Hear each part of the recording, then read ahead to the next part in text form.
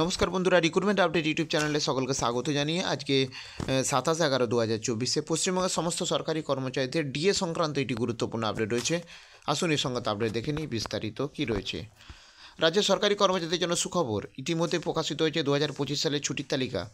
সেখানে লম্বা ছুটির পাশাপাশি 3 দিনের ছুটিও সুযোগ রয়েছে এবং এই নতুন ছুটির তালিকা নিয়ে রাজ্য সরকারের সমালোচনা পড়লেও এক নতুন দিক উন্মোচন করেছে মহার্ঘ ভাতা বৃদ্ধির সম্ভাবনা। তো পশ্চিমবঙ্গের সরকারি কর্মচারীদের সংগঠন থেকে বলছেন যে রাজ্য সরকার ছুটি দিলেও মহার্ঘ ভাতা বিষয়টি এখনও সেভাবে প্রাধান্য দেয়নি। রাজ্য সরকারের পক্ষ থেকে এই মন্তব্যের প্রতিক্রিয়ায় এক মন্ত্রী জানিয়েছেন যে ছুটি বেশি হলেও কর্মচারীদের মূল্যায়ন করার জন্য আরও পদক্ষেপ নিতে হবে। বর্তমানে রাজ্য কর্মচারীরা ষষ্ঠ বেতন কমিশনের আওতায় 14% ডিএ পাচ্ছেন, যেখানে কেন্দ্রীয় সরকারি কর্মচারীরা সপ্তম বেতন কমিশনের আওতায় 53%, অর্থাৎ ডিএর ফারাক 39%। এমন পরিস্থিতিতে রাজ্য সরকারি কর্মীরা 2024 সালের ডিএ বৃদ্ধির আশা করছেন।